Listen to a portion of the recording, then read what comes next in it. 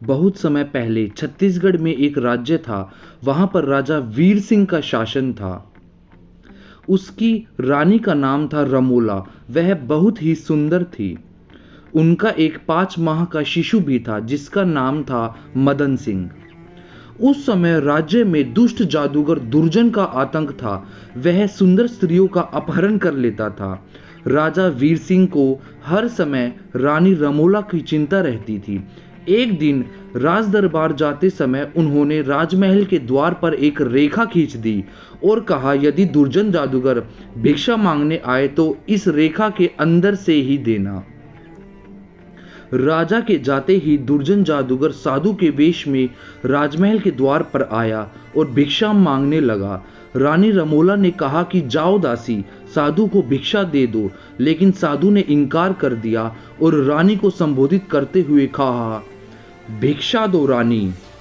रानी सोने की थाल में भिक्षा लेकर बाबा के पास पहुंची। बाबा ने कहा कि वे रेखा से बाहर आकर भिक्षा दे, तभी भिक्षा लेंगे। रानी ने रेखा पार करके भिक्षा दी।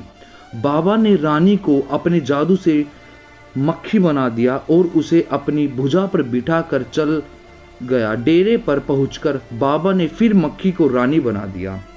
रानी का इस प्रकार अपहरण होते देखकर सब लोग रोने लगे। राजा जब राजमहल लौटे तो वहां कोहराम मचा हुआ था। राजमाता ने बताया, बेटा बहू को एक बाबा ले गया। राजा क्रोध से भरकर बोला, मैं सेना लेकर रानी को लेने जाता हूँ। राजा उसी समय सेना लेकर रानी को खोज में निकला। संयोग से वे बाबा के डेरे पर पहुंचे। अचानक ही उन्होंने रानी को देखा। वह बहुत परेशान थी। उन्होंने राजा से कहा, यहाँ से लौट जाइए स्वामी। उधर जादूगर को राजा के आने का पूर्वाभास हो गया। जैसे ही राजा अपनी सेना के साथ जादूगर के डेरे पर पहुंचे, उसने जादू टोने से राजा और उसकी सेना को पत्थर का बना दिया और रानी को व्यंग पूर्वक कहा, तुम्हारा प्रेमी आया था। राजा के ना लौटने पर पूरा राज्य सदमे में था। राजमहल में कुंवर मदन सिंह का पालन पोषण उनकी राजमाता करने लगी। धीरे धीरे 17 वर्ष बीत गए। कुंवर अब एक सुंदर नवयुवक था। वह राजमहल से बाहर निकलकर खेलने जाने लगा था। एक दिन कुछ महिलाएं पानी भरने जा रही थी। कुंवर ने पत्थर मार उनके घड़ा फोड़ दिया। पनिहारी ने कहा, राजकुमार बहुत वीर बनते हैं।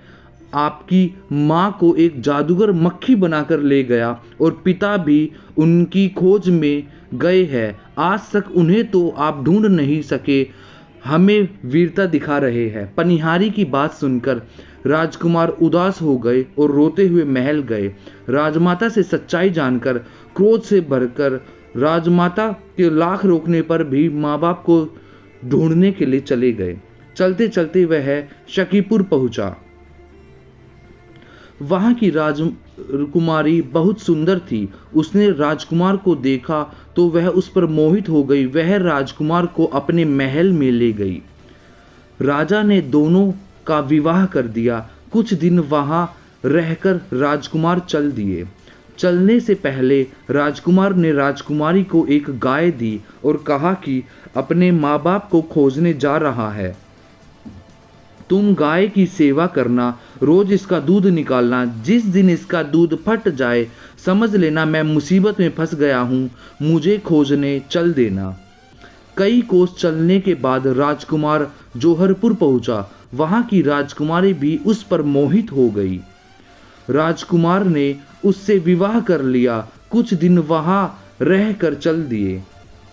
चलने से पहले राजकुमारी को एक पौधा दिया और कहा, जब यह मुरझा जाए तो मुझे खोजने आ जाना।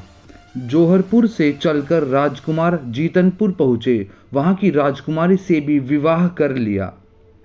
वहां से चलने से पहले वह पत्नी से बोले, तुम रोज दही जमाती रहना। जिस दिन दही ना जमे मुझे खोजने चल पड़ना। माँ बाप को खोजते हुए राजकुमार जादूगर के डेरे के पास पहुंचा। वहां उसकी मुलाकात माँ से हुई।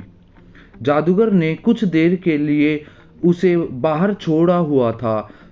रानी ने पुत्र को पहचान लिया। राजकुमार ने कहा, माँ, किसी तरह जादूगर से पूछ कर आओ इसके प्राण कहाँ रहते हैं।